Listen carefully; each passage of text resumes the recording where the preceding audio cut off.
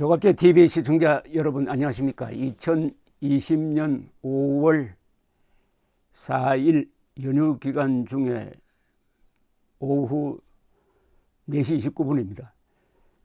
오늘 아침에 공병호 TV 제목이 아주 단정적이었습니다. 뭐라고 되어 있었느냐? 승부 결정나다 조선일보 움직이다 였습니다. 승부 결정나다 조선일보 움직이다.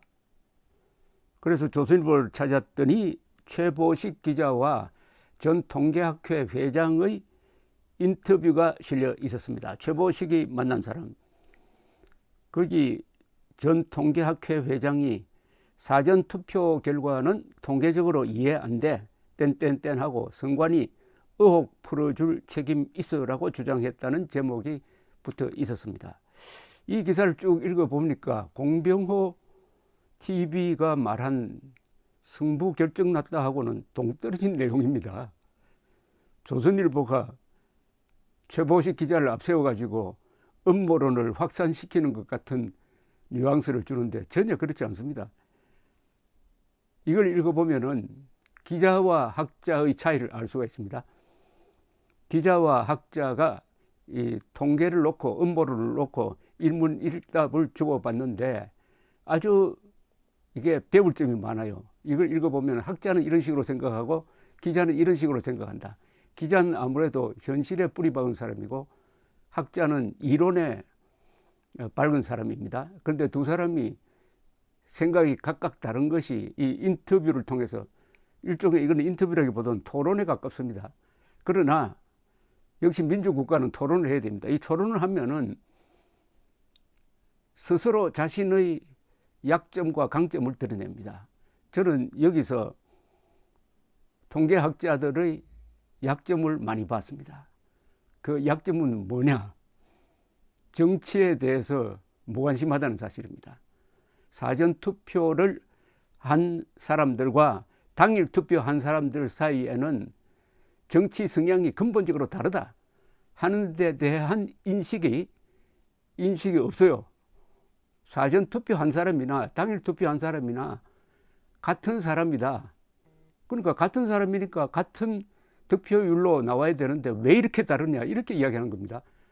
왜 사전 투표를 하고 왜 당일 투표했느냐? 인간이 가지고 있는 그 의지를 결정하는 정치적 성향, 이걸 완전히 무시하고 같다라고 한 데서 바로 음모론의 결정적 함정이 있다는 것을 이 인터뷰를 통해서 확인할 수가 있었습니다. 그런 점에서 이 인터뷰는 아주 성공적인 인터뷰고 흥미롭습니다. 여러분들 꼭 읽어보시기 바라고 조갑제 TV를 통해서 쭉 말씀드리겠습니다만은 조갑제닷컴에 전문이 올라 있으니까 참고하시기 바랍니다. 통계학회 회장과 한국과학기술한림원 원장을 지낸 박승현 75살이네요. 서울대 통계학과 명예교수는 이렇게 말문을 열었습니다. 사전투표를 둘러싸고 말들이 많아 전국 지역구 253곳의 선거 데이터를 자세히 보았다. 통계적 관점에서는 확실히 일어나기 어려운 투표 결과였다. 어떤 형태로든 인위적 개입이 있었을 가능성을 배제하기 어렵다고 본다. 상당히 신중하게 이야기를 합니다. 부정이 있었다는데 약간 무게가 실리지만 그렇게 단정적으로 이야기하지 않습니다. 가능성을 열어놓는 겁니다. 학자는 원래 이렇게 이야기하는데 요새 선동꾼들이 여기에 플러스 알파를 해가지고 개표 부정적으로 몰고 가니까 막 음모설로 바뀌고 있는 중입니다. 최보식 기자는 이는 몹시 예민한 사안이다. 통계학자로서 지금까지 쌓아 올린 선생의 권위와 명망을 잃을 수 있다고 지적을 했어요. 그러니까 박 교수는 조작 증거라고 단언할 수는 없어도 통계학자의 눈으로는 몹시 의아하게 비친다. 아주 우연히 그렇게 일어났다고 주장할 수는 있지만 통계적으로 이런 우연이 일어나기는 쉽지 않다. 굳이 말하면 신이 미리 그렇게 해주려고 작정하지 않고는 일어날 수 없다는 것이다 라고 이렇게 이야기를 했는데 이분의 이런 자신감이 인터뷰를 쭉 진행하면서 약해지는 것을 확인할 수가 있습니다. 이렇게 단정적으로 갔다가 나중에는 좀 약해집니다. 그게 왜 약해지는지 이 인터뷰를 읽어보면 아실 겁니다. 최보식 기자는 통계적으로 납득이 안 되어도 현실에서 일어날 수 있다. 현실이 통계 이론에 따라가는 것은 아니다. 이번 총선 투표 결과가 실제 그걸 말해주고 있지 않나, 이렇게 따져 물었습니다. 그러니까 박 교수는 이렇게 주장합니다. 현실을 반영해온 결과가 통계다. 가령 서울은 강남, 강북 등 지역 특성이 있고 후보 경쟁력이 달라 지지도가 다양하게 나오는 것이 정상이다. 이번에는 서울 선거구 49곳에서 모두 민주당의 사전투표 득표율이 당일 득표율보다 12%포인트 높았다. 선거구별 표준 편차도 2.4%로 거의 동일한 패턴을 보였다. 최보식 기자가 다시 묻습니다. 코로나 대응을 위해 정부 여당에 힘을 실어줘야 한다는 바람이 불었으면 이렇게 나올 수 있지 않는가. 여기에 대해서 박 교수는 더 세부적으로 서울의 424개 동단위에서도 한 곳 예외 없이 민주당의 사전투표 득표율이 당일 득표율보다 높았다. 동별로 특색이 있는데도 일률적인 결과가 도출되었다. 통계적으로는 도저히 발생하기 어려운 것이다. 최보식 기자는 이렇게 묻습니다. 먹구름이 한반도 하늘을 덮을 때 전국적으로 비가 동시에 올 확률은 100%라고 주장하는 학자도 있다. 먹구름은 민심을 비유하는 것인데 라고 하니까 박 교수는 그렇게 주장할 수 있다. 하지만 당일 투표에선 민주당 45.6%, 통합당 46%였다. 당일 투표 결과로는 민주당 123명, 통합당 124명, 무소속 5명, 정의당 1명이 이겼다. 그런 민심이 사전투표함을 열자 민주당 163석, 통합당은 84석으로 바뀌었다. 사전투표에서 현 정권을 지지하는 민심이 먹구름처럼 뒤덮였다고 가정하자. 그러면 4, 5일 뒤 당일 투표에서는 갑자기 왜 이런 민심이 바뀌었는가 설명이 안 되는 것이다. 여기는 제가 설명을 좀 덧붙일 필요가 있습니다. 박 교수는 사전투표 민심이 4, 5일 뒤 크게 바뀌었다고 해석하는데 이게 사실이 아닙니다. 사전투표자의 성향과 당일 투표자의 성향이 크게 달라서 일어난 일이지 4, 5일 사이에 표심이 바뀐 것이 아니란 이야기입니다.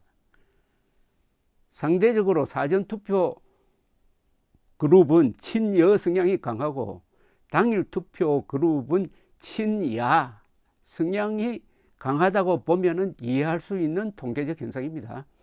최보식 기자는 이렇게 묻습니다. 보수 성향 유권자들 사이에는 투표함을 바꿔치기 하거나 조작할 수 있으니 사전투표를 하면 안 된다는 말이 퍼졌다. 가령 대구는 사전투표 비율이 가장 낮고 당일 투표에서 높았다. 역대 선거에서도 현 여권을 지지하는 젊은 층이 사전투표에 많이 참여했는데 라고 반론을 펴니다. 박 교수는 이렇게 이야기합니다. 이번 사전투표에는 60대 이상이 30.8%로 가장 많이 참여했다. 다음으로 50대가 21.9%였다. 50대 이상을 합치면 52.7%로 젊은 층보다 사전투표에서 투표에 더 많이 나왔다. 50대 이상의 전반적인 표심이 바뀌었다고 볼 수 없지 않은가. 최보식 기자는 이런 해석은 가능하다. 50대 이상은 현실적으로 경제 문제에 가장 민감하다. 사전투표에 참가한 50대 이상은 문재인 정부의 재난 극복에 힘을 실어준 유권자로 추정해 볼 수 있지 않겠는가라고 반론을 합니다. 박 교수는 그렇다고 50대 이상 그룹에서 정부 여당을 지지하는 이들만 사전투표를 했다고 할 수는 없다. 오히려 내 주변에는 문재인 정권 심판 의지를 보여주기 위해 미리 투표했다는 이가 더 많았다. 무엇보다 사전투표 뒤 4, 5일 만에 표심이 왜 그렇게 바뀌었는지 설명이 안 된다. 자, 이 대목이 중요합니다. 이 대목에서 박 교수의 잘못된 선입견이 나타납니다. 이 옛날 정보를 가지고 있어요. 이분은. 그는 50대 이상은 야당 지지가 많다고 생각하고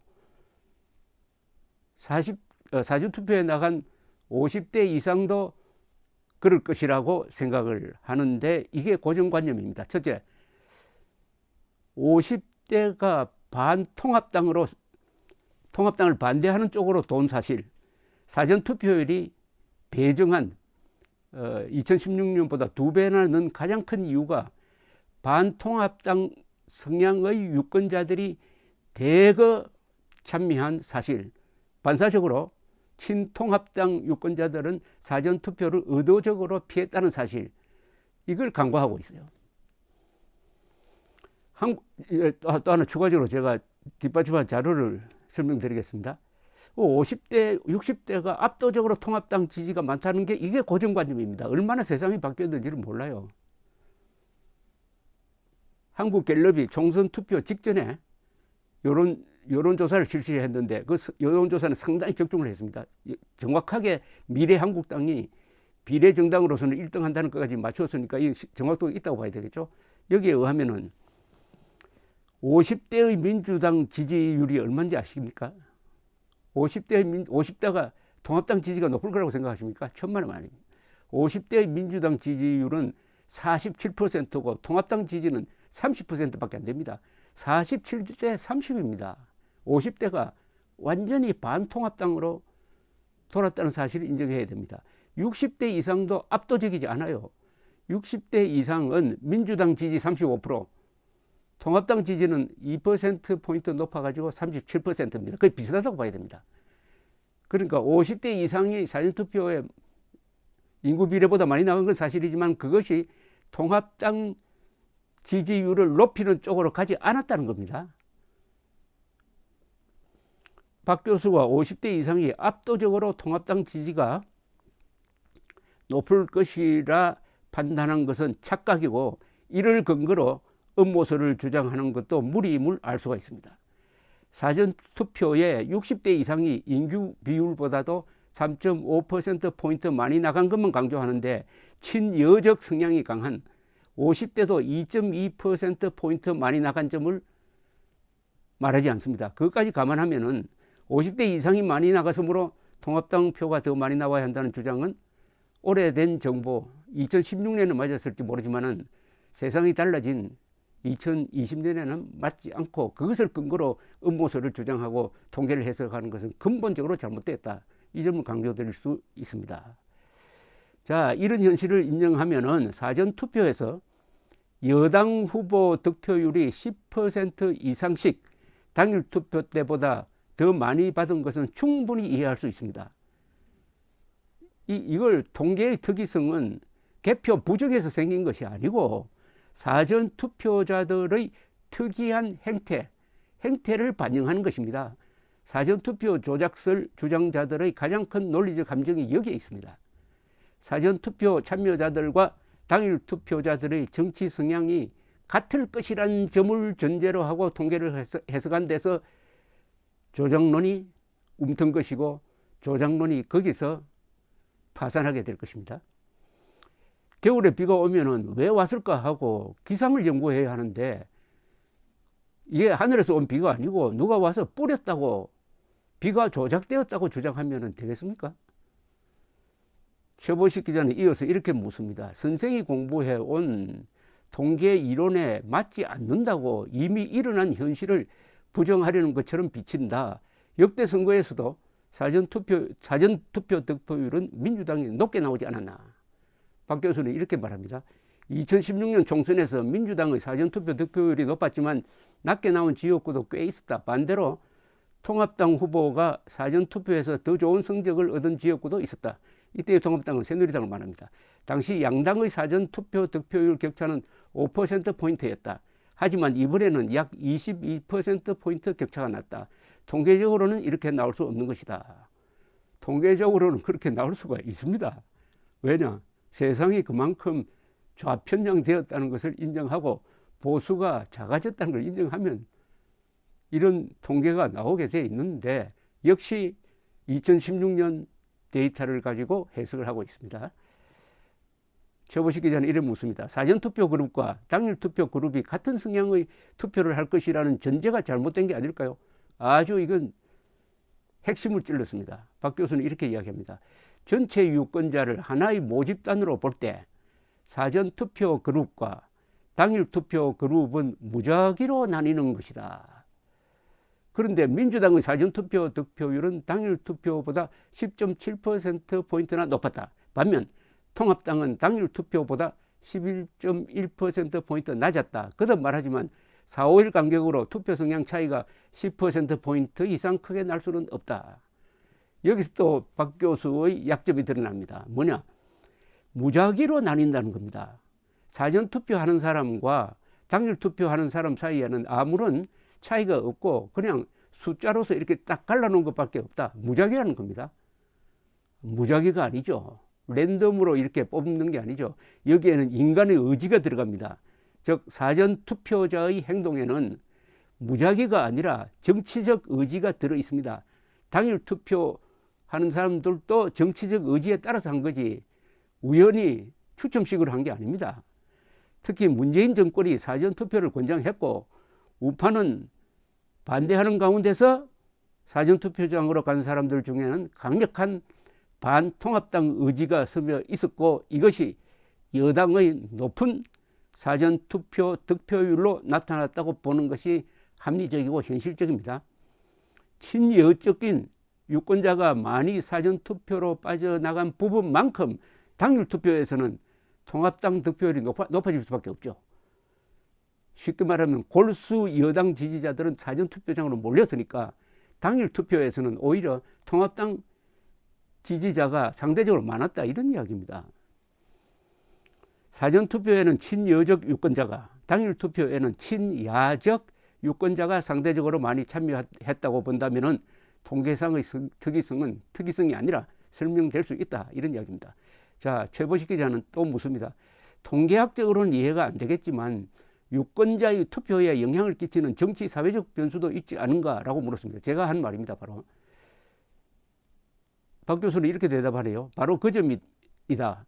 사전투표와 당일투표 사이에 유권자들의 마음을 흔드는 그런 정치 사회적 변수가 과연 있었는가? 최보식 기자는 이렇게 묻습니다. 통합당 후보들의 막말 파동이 사전투표에 영향을 줬다는 분석이 있었다. 특히 차명진 후보의 세월호 관련 막말은 사전투표 전날에 터졌는데 박 교수는 이러한 막말 파동은 사실상 투표 당일까지 계속되었다. 사전투표에만 크게 영향을 주고 당일투표에는 영향을 안 줬다는 주장은 논리적이 않다. 막말 논란은 민주당에서도 있었던 거다. 최보식 기자는 또 묻습니다. 유시민 씨의 180석 발언이 나오자 당일투표에서는 유권자들의 정권 견제 심리가 작용했을 가능성은 설령 그런 심리가 작용했다 해도 1000만 명 이상의 대표본 집단에서는 이렇게 이질적인 성향이 나타나기 매우 어렵다. 서로 조금 동문서답하는 느낌인데 어쨌든 이 통계학자들의 결정적인 판단 착오는 사전투표에 참여한 사람과 당일투표에 참여한 사람 사이에는 아무런 정치 성향의 차이가 없다는 가장 큰 착오입니다.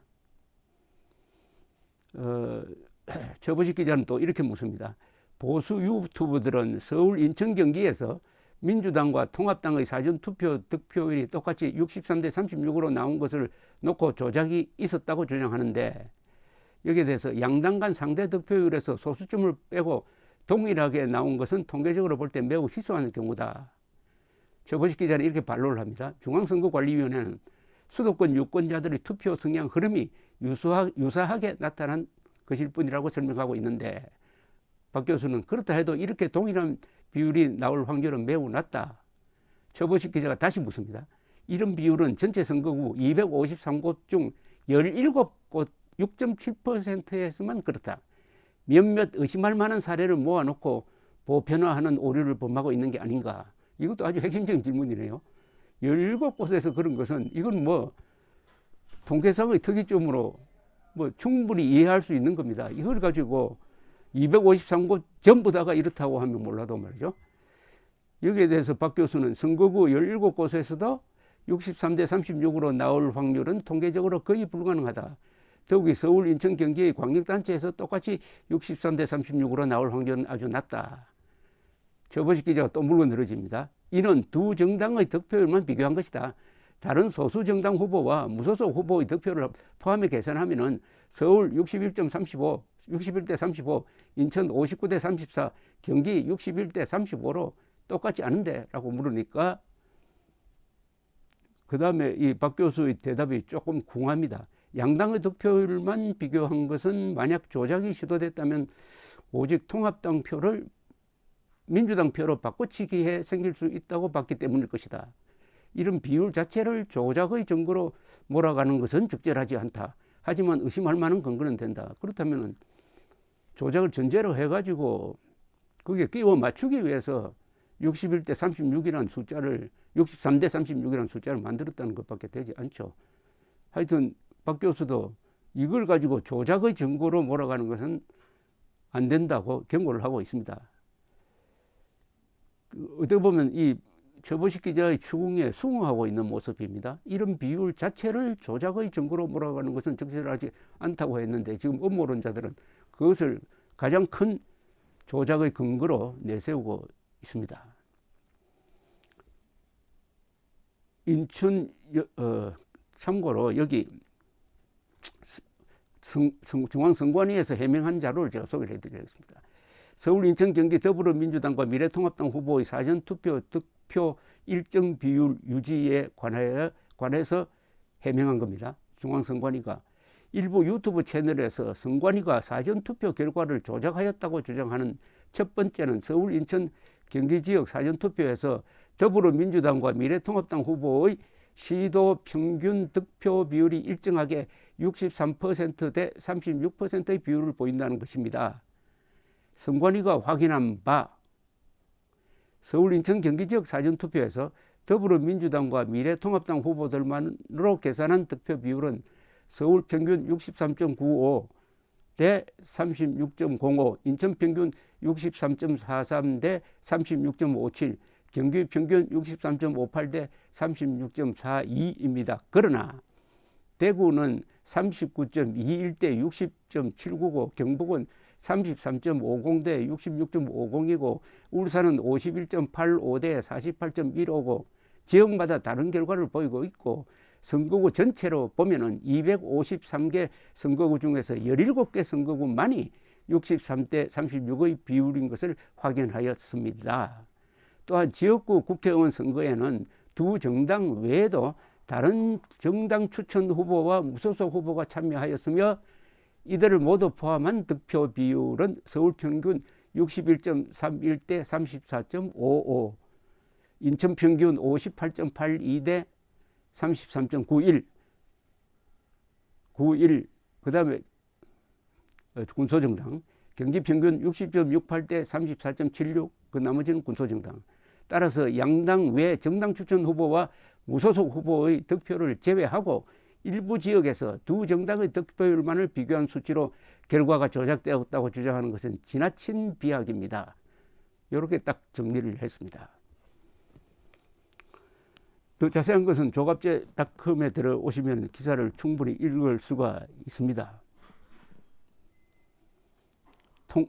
최보식 기자가 다시 이렇게 물어요. 통계적으로 납득이 안 되어도 현실에서 일어날 수 있다. 특이한 현상이라고 조작 의혹을 제기하는 것은 논리 비약이 아닐까요? 이 결론적인 질문이네요.